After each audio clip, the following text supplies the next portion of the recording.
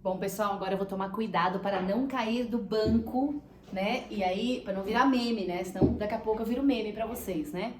Bom, a gente vai fazer a correção das atividades que eu tinha pedido da aula passada. Página 50 nós estamos. Eu tinha pedido para vocês realizarem as atividades dos exercícios 1 ao 5. Porém, aqui com vocês eu vou resolver mais 2 exercícios que são importantes, tá bom? E aí a gente faz junto. Então vamos lá. Esse exercício é um exercício de anatomia, né? Então a gente tem que identificar aqui algumas estruturas que estão anotadas com as letras do alfabeto. Então ele fala: observe a imagem a seguir e faça o que se pede. O que ele pediu?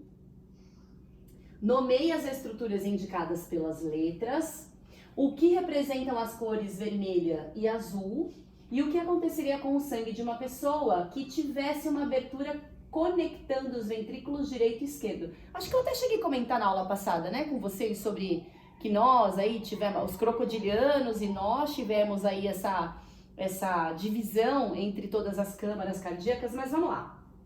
Bom, falei para vocês também que quem traz o sangue para o átrio direito, então o B é átrio direito, são as veias. E aí a gente tem aqui a veia cava superior e a veia cava inferior, ok? Átrio direito, então aqui nós temos o ventrículo direito, e aí esse sangue vai sair, e quem sai do meu coração nós chamamos então de artéria, e ela é a exceção porque carrega o sangue rico em gás carbônico, e essas aqui são as artérias, então, pulmonares. Essa F é a artéria pulmonar esquerda, ok? Bom, do lado direito, do lado esquerdo do meu coração, que está representado aqui pelo vermelho, eu tenho então aqui dentro o átrio esquerdo, o ventrículo esquerdo, isso aqui é quem traz o sangue então para o coração, e quem chega são veias, só que são as veias que são exceções, na verdade, que traz o sangue rico em gás oxigênio, que foi lá no pulmão e realizou as trocas gasosas e tal e chegou no meu coração. Então são as veias pulmonares e elas então trazem para o átrio esquerdo, ok? Acho que foi tudo, faltou a letra E aqui, que é a artéria aorta, ok? O que representam as cores vermelha e azul? Bom, a cor vermelha, nesse caso aqui, é o lado esquerdo do coração, então representa o sangue rico em gás oxigênio. E o lado direito aqui, ó, ele está representado pela cor azul e representa então o sangue rico em gás carbônico. O que aconteceria com o sangue de uma pessoa que tivesse uma abertura conectando os ventrículos direito e esquerdo? Então, aqui mais ou menos, né, uma abertura. Bom, o sangue ia se misturar, né, pessoal? O sangue rico em gás carbônico ia se misturar com o sangue rico em gás oxigênio, o que seria péssimo, né? Claro que tem seres vivos que conseguem viver assim, anfíbios, por exemplo, conseguem viver assim, né? Só que o problema é que esse sangue, tendo menos oxigênio disponível para as minhas células utilizarem, torna o meu metabolismo mais lento. E isso, para nós que somos extremamente evoluídos, comparados com os outros seres vivos que têm 3 câmaras cardíacas e ainda tem esse contato do sangue rico em gás carbônico e rico em gás oxigênio nos ventrículos, com ventrículo único, isso pra gente seria uma desvantagem gigantesca. Tem pessoas que nascem com essa má formação, tá? E aí faço uma cirurgia para corrigir essa comunicação interventricular que nós chamamos, ok? Então, ó, eu vou colocar aqui para vocês a resposta e aí vocês dão um pause aí no vídeo para vocês, que eu falei de uma forma um pouco mais rápida, aí vocês dão um pause aí no vídeo de vocês para que vocês possam então acompanhar a correção no caderno de vocês. Eu tenho certeza que todo mundo fez, né, pessoal?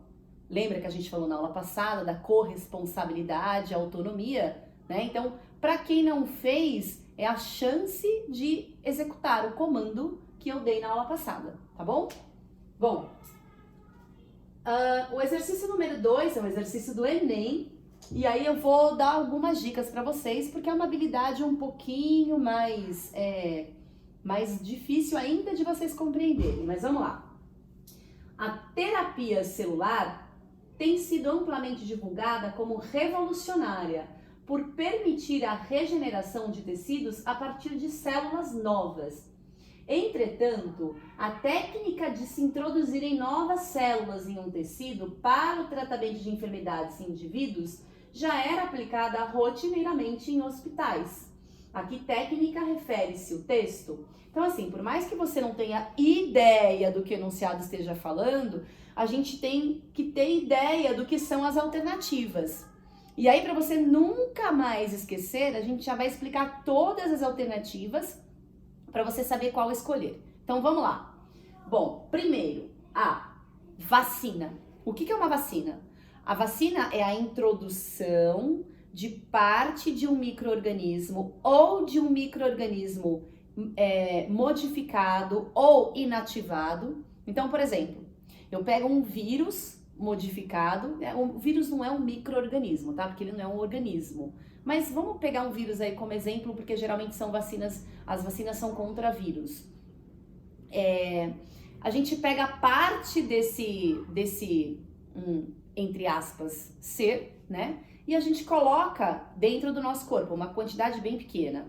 O que vai acontecer? O nosso organismo vai olhar aquilo como agente invasor, como inimigo. E aí os nossos anticorpos, eles começam então a ativar o meu sistema imunológico para produzir anticorpos. Lembra que eu falei que tinham células brancas, glóbulos brancos que produziam anticorpos, né? E aí, anticorpos de memória, eles vão ficar guardados lá por um tempo dentro do meu organismo. Se por acaso, algum dia, eu entrar em contato com um invasor verdadeiro, eu já tenho defesa pronta para combatê-lo, certo? Isso é uma vacina. Eu coloquei célula, é uma terapia celular. Eu introduzi novas células? Não introduzi novas células. Por isso que eu dei o exemplo do vírus, porque vírus não é célula, ok? Bom, biópsia. O que é uma biópsia? Então, biópsia, bio é vida, né? Então, a biópsia é a retirada de um pedaço de célula, um pedaço da vida. Por quê? Porque eu vou analisar aquilo aqui fora em microscópio. Então, fazer uma biópsia é retirar um pedaço de um tecido para analisar a célula que tem ali formando aquele tecido.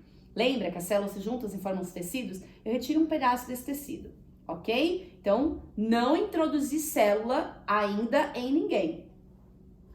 Hemodiálise. Vocês já devem ter ouvido falar em hemodiálise, porque pessoas que têm insuficiência renal, nós falamos isso na nossa aula de sistema urinário, que pessoas que não têm os rins funcionando precisam passar por hemodiálise. O que é uma hemodiálise? Bom, hemo vem de sangue, ok? Então é uma limpeza do sangue. Então eu tiro o sangue dessa pessoa, passo por dentro de uma máquina, essa máquina vai retirar todas as coisas tóxicas, porque os meus rins não conseguem mais fazer isso, né? E aí eu devolvo esse sangue limpo para essa pessoa.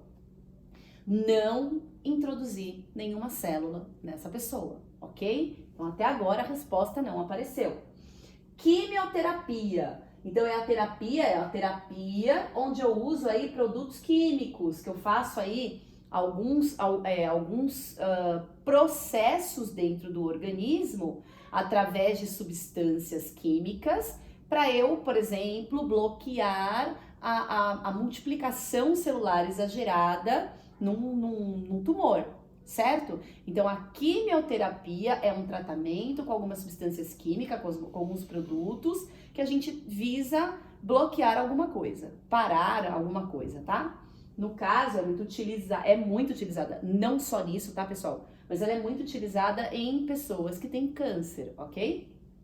Bom, não introduzir célula ainda, só pode ter sobrado a E de elefante. Transfusão de sangue, nossa gente, transfusão de sangue, ó, existe há bastante tempo, tá? O que é transfusão de sangue? Eu retiro o sangue de uma pessoa e coloco em outra pessoa. Ou, o que tem dentro do sangue que a gente falou na aula passada inteira, praticamente? Dentro do sangue eu tenho células, não é? Então eu falei que eu tenho células vermelhas e células brancas e fragmentos celulares que ficam lá acumulada naquele potinho quando a gente faz a centrifugação. Isso é uma transfusão, uma terapia celular. Eu estou injetando células nessa pessoa, ok? Então só pode ser alternativa E de elefante. O nome dos outros processos pode ser que vocês ainda não soubessem ou não tenham ouvido falar aí de algumas coisas, mas agora a gente já sabe e a gente não pode esquecer mais, ok? Bom, ufa, ainda bem que eu acertei. Bom, vamos falar um pouquinho da 3. Transcreva as frases substituindo as letras pelos termos correspondentes do quadro. Então vamos lá. Tem aí o nome artérias pulmonares e o nome veias pulmonares. Então, trazem sangue rico em gás oxigênio dos pulmões para o átrio esquerdo. Opa, ó, tá vindo do pulmão para o átrio esquerdo. Chegou no meu coração. E quem chega no meu coração são veias pulmonares, ok? O coração bombeia o sangue que está no ventrículo direito para as B, né? Então, ele tá bombeando sangue, o coração tá bombeando sangue pro ventrículo direito e destas, e o sangue vai para o pulmão. Então, tá saindo do ventrículo direito e indo pro pulmão. Quem sai são as artérias, beleza? São aquelas exceções, né? As artérias, a letra A, então, são as veias pulmonares que carregam sangue rico em gás oxigênio e as artérias pulmonares que carregam sangue rico em gás carbônico. Eu vou falar isso 395 vezes porque isso é muito importante. Bom, vamos falar aqui agora da questão número 4. O corpo humano possui uma quantidade limitada de sangue. Falei para vocês na aula passada que é entre 5 e 6 litros aproximadamente, que é muito importante a gente manter esse volume de sangue dentro do nosso corpo, porque ele é importante para manter pressão dentro dos nossos vasos, né? E a nossa pressão, ela precisa estar estável entre mais ou menos 12/8, para a gente não ter aí um desmaio, por exemplo, né? Uma baixa de uma pressão ou uma alta pressão, né? Pessoas, por exemplo, que comem muito sal em alimentos industrializados, principalmente, elas tendem a acumular muito líquido dentro do sangue. Então, isso aumenta a quantidade do plasma, né? E acaba estendendo um pouco as artérias e as veias. Esse é aumento de pressão, perigosíssimo, pessoal. Bom, sabendo disso, qual é a importância do processo de coagulação para o organismo? Eu estava esperando outra pergunta, mas vamos lá. O processo de coagulação para o organismo é muito importante, porque toda vez que eu tenho um corte no meu corpo, eu tendo a perder sangue. E se eu tendo a perder sangue, eu tenho aí uma queda de pressão, né? Bom, então, a importância do processo de coagulação é evitar a perda de sangue quando eu tenho aí qualquer tipo de problema, né? Então, ó, impede que ocorra perda de sangue quando o vaso sanguíneo se rompe, por exemplo, tá? Bom, na questão número 5, eu tenho aqui, em condições normais, o coração, ele realiza alguns movimentos para garantir que o sangue se distribua no corpo e depois volte a esse órgão, alternando sístole e diástole. Eu falei para vocês na aula passada, ó, sístole, diástole, sístole, diástole. E quando um faz sístole, o outro faz diástole, né? Então, ó, contraiu, relaxou, tá? Qual é a diferença entre esses movimentos? Então, a diferença é que um é a contração e outro é o relaxamento da câmara cardíaca. Como esses movimentos se relacionam para estabelecer o ciclo cardíaco? Acabei de falar, se alternando, né? Então eles vão se alternando para que o ciclo seja sempre feito dessa maneira. E aí quando um empurra, o outro recebe. Quando esse empurra, o outro recebe. Quando esse empurra, claro que ele recebeu da veia que veio em cima, ou da artéria que veio do pulmão, né? Ele recebeu ali da veia ou da artéria, enfim. Mas o importante é saber que eles se alternam e que um é contração e o outro é relaxamento, ok? ok? Eu não pedi para fazer os exercícios 6... Ah, por que tá aberto? Eu não pedi para fazer os exercícios 6 e o exercício 8. Só que eu acho esses exercícios muito importantes, então eu vou fazer com vocês agora, ok? Então vamos lá. É um exercício de análise mesmo, tanto o 6 quanto o 8, sabendo que em 3 representa os pulmões, identifique os demais componentes do corpo representados por 1 e 2 e os tipos de sangue. É sangue rico em gás carbônico ou em gás oxigênio? Representados pela letra A e B e justifique sua resposta. Então, ó, dá um pause aí no vídeo, vai lá, tenta fazer e volta que eu já explico a correção, ok? Bom, então se você tentou fazer o exercício número 6, o que a gente precisa entender? Se 3 são os pulmões, é isso que ele está dizendo, né? Sabendo que 3 representa os pulmões, quem é que manda o sangue para os pulmões? Coração, não é isso que a gente viu? Então, ele vem do corpo, vai para o coração bombeia, vai para o pulmão, volta para o coração e vai para o corpo. Vem do corpo, vai para o coração vai para os pulmões volta para o coração e vai para o corpo. É isso, tá? Então, ó, ele recebe então do coração, que recebe do corpinho, ok? Então, 2 seria então o meu coração e 1 seria o meu corpo. Bom, o que o meu corpo manda para o coração que manda para o pulmão? O sangue rico em gás carbônico, né? Então, saiu do meu corpinho, chegou no meu pulmão, no meu coração e foi para o pulmão, gás carbônico. O meu pulmãozinho mandou então o sangue para o meu coração que devolveu para o meu corpinho. Sangue rico em gás, oxigênio, tá bom? É um exercício que você pode falar assim, nossa, professora, eu não entendi nada quando eu olhei isso.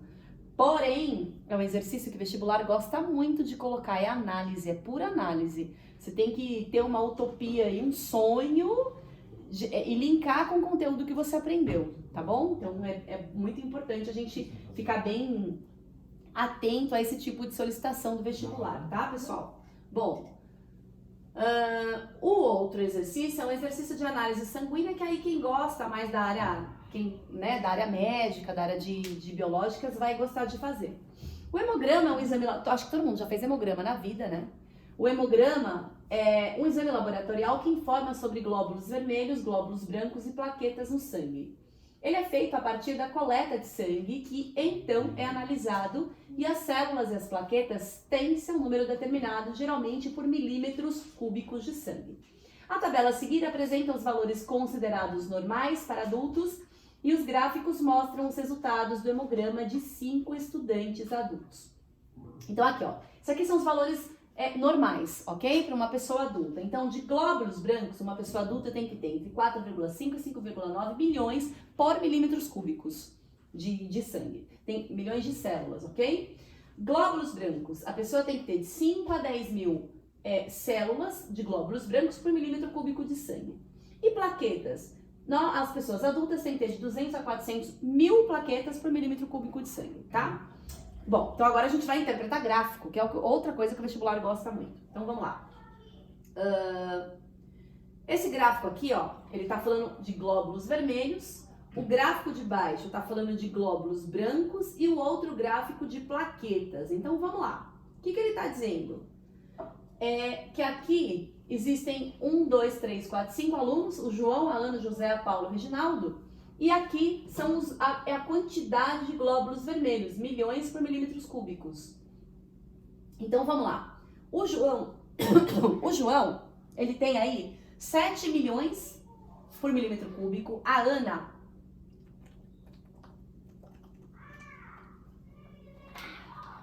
desculpa pessoal, minha garrafinha. A Ana, ela tem 5,5, o José 3,2. E José, não tá comendo feijão, não tá comendo bife de fígado, né? Espinafre, couve. A Paula tem 5,9 e o Reginaldo 5. Vamos subir um pouquinho aqui a tela só pra gente voltar aqui o que é normal. 4,5 a 5,9. Quem tá abaixo, pessoal? Você vai falar assim, o João tá acima. Bom, várias coisas podem fazer, uma transfusão sanguínea, por exemplo, pode fazer o cara aumentar o número de glóbulos vermelhos. Não dá pra gente saber o porquê, tá? Agora, o que a gente dá para saber aí?